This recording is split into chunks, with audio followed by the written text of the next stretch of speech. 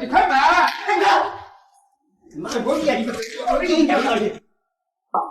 男子结婚前夜突然发现新娘有事瞒着自己，双方爆发激烈冲突，爱人变仇人，亲家变仇家。那麼新婚夫妻之間究竟發生了什麼？新娘又隱瞞了什麼事呢？新來的朋友點點讚，咱們開始今天的視頻。眼前的男子名叫李鵬，原本開心的婚事現在也黃了。他在家裡氣憤地燒起了婚紗照，他說這場婚姻就是一個圈套，自己徹底被騙了。看着兒子憤怒的模樣，一邊的母親肖佩心疼不已，她表示為了兒子的婚事，全家掏空了家底，拿出20萬彩禮給兒子娶妻，沒想到娶回的是一個騙子。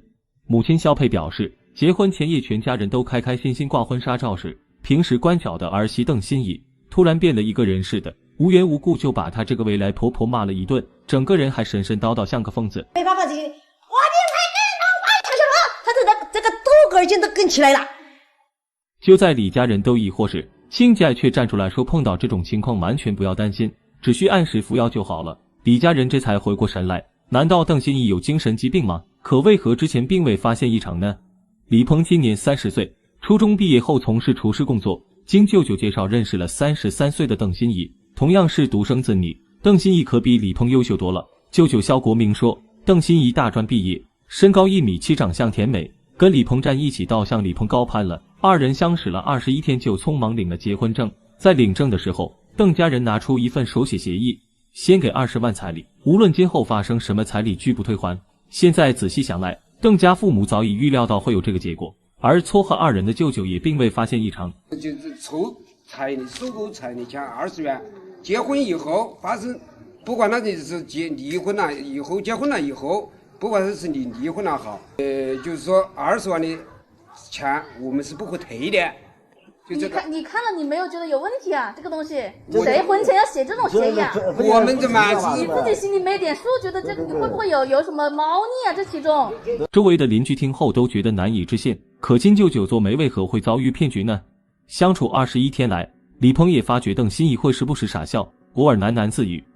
這把那種是按日語說法，但是還有時候稀飯的時候，我也會觀察一點。稍微笑笑，他就是突然笑一下。但由於是舅舅介紹的對象，他也沒把事情往壞處想。原本自己也想着多接觸了解，可舅舅卻急於撮合二人成婚。另外讓李鵬奇怪的是，這21天相處中，他按舅舅的囑咐，每天到鄧家報到陪鄧欣怡看電視，看到10點準時撤退。這期間他跟鄧欣怡都沒有共同語言，交往生硬而呆板。但是為了家人的期盼，他完成了領證的任務。我一做他婚禮，我就感覺有點尷尬嘅。也尷尬啊，但是完酒也沒些就 OK，沒發我現在轉天了就這個東西，反正就是一直完成任務的感覺。而這一切貓膩都被鄧欣怡完美的外在形象給遮蓋了。在母親肖佩印象中，鄧欣怡這個兒媳是一個懂禮貌、愛學習的人，每次來他們家都會帶本韓語書，背誦的單詞他們也聽不懂。沉浸在兒子結婚喜悅中的肖佩看着兒媳自帶一層濾鏡，覺得她哪哪都好。加上鄧欣怡漂亮的外在形象，鄰居看了也紛紛表示這是全村最漂亮的新娘。當鄧家人提出要20萬彩禮時，肖佩想都沒想立馬答應了。另外，肖佩回憶說，鄧欣怡每次白天過來，一到晚上8點就準時要求李鵬送回家，即便領了證也從未留宿。發病當天晚上是唯一一次時間超過了8點，所以肖佩懷疑鄧欣怡每天晚上都需要服用藥物控制病情。現在想來似乎一切都有跡可循。那麼這場婚姻難道真的是一場精心設計的騙局嗎？鄧欣怡是否真患有什麼疾病呢？為了得到一個合理的解釋，李鵬氣冲冲地來到鄧欣怡家中，可是岳父岳母明明人在屋內卻避而不見。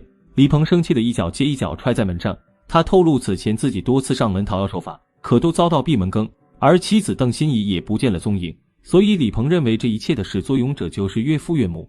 舅舅肖國明也覺得十分自責，為了促成二人好事，他甚至自掏腰包借了10萬給李鵬當彩禮，可沒想一番好意卻弄巧成拙。要不是自己急於給外甥介紹鄧欣怡，也不會走到如今人財兩空的境地。隨後幾人來到小區內園，周圍的鄰居紛紛圍上來看熱鬧。鄰居表示，鄧欣怡一家15年前搬到小區，買的是2手房，一家3口靠父親維修電器養家糊口，全家在小區內沒有朋友，性格古怪。鄧欣怡長相漂亮，工作體面，但是33歲了還沒結婚，背後定有貓膩。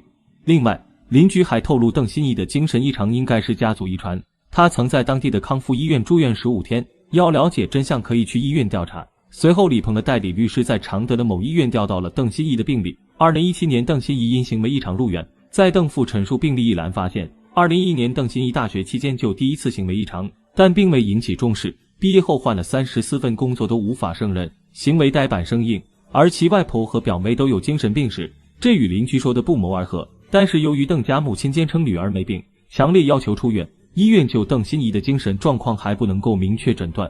見到這種情況，李家怒不可遏，他們表示鄧家父母在婚前隱瞞了這一情況，他們絕對不會再接受鄧欣怡。事到如今，兩人的這段婚姻又該何去何從呢？第二天，李鵬帶着全家人在路上堵住了鄧家父母，他要求雙方坐下來好好協商。面對質疑，鄧家母親堅稱女兒正常，反而是李鵬無理取鬧。女兒本來要嫁給他，可李鵬突然反悔，自己女兒還沒出國就成了二婚，如果李鵬堅持退婚，20萬彩禮他們拒不退還。李鵬要求鄧欣怡出面去做精神鑑定，而鄧家父母卻表示，如果李鵬堅持要求去做精神鑑定，必須先簽署一份協議，如果鄧欣怡沒有問題，那麼20萬彩禮不退還要另外賠償，可如果鄧欣怡有問題，那麼20萬彩禮全部奉還。面對這等情況，李鵬頓時猶豫了起來，看着鄧家父母有恃無恐的模樣，李鵬心中也沒底。就在這時，當地的司法所所長將李鵬拉到一邊，所長肖四大並不贊同李鵬簽下這份協議，然而舅舅肖國明決定賭一把。我不管他合理不合理，根據這種案的調查和這個症狀和他的家人的反應，是在我們心裡是100%的有精神病的啊！你想看，這20萬是賠不到的，我們已經賭了，就賭這了。他強烈要求外甥簽下這份協議，他堅信鄧欣怡一定有問題。所長並不同意李鵬簽下這份不平等協議，因為精神性疾病範疇太過籠統，到時候查出是抑鬱症或強迫症又該如何界定呢？所以他提議李鵬是當事人，應該由李鵬做決定，而李鵬也表示不願簽下協議。如果鄧欣怡真有問題，那就是婚前隱瞞重大疾病，自己可以走正確途徑要求對方道歉並賠償，沒必要讓自己陷入被動的位置。可舅舅依舊賭氣表示，就應該與鄧家死磕到底，可他卻忘了過猶不及，如今這個苦果都給兩人敲了警鐘。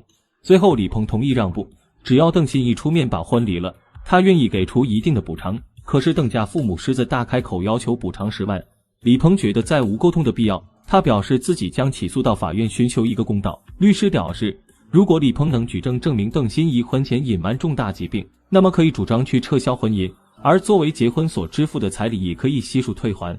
如果李鵬遇事有自己的主見，人生有自己的安排，不着急於結婚，再多了解一下，是不是就能避免今天的麻煩呢？對於此事，我只想說，人首先得了解自己內心的核心需求，聽從自己內心的聲音，並做出合理的決定，這樣能減少很多不必要的麻煩。如果一味的聽從別人的安排，最後只會諸事纏身，給自己帶來困擾。那麼您對此事又是怎麼看的呢？歡迎視頻下方留言討論，我們下期再見。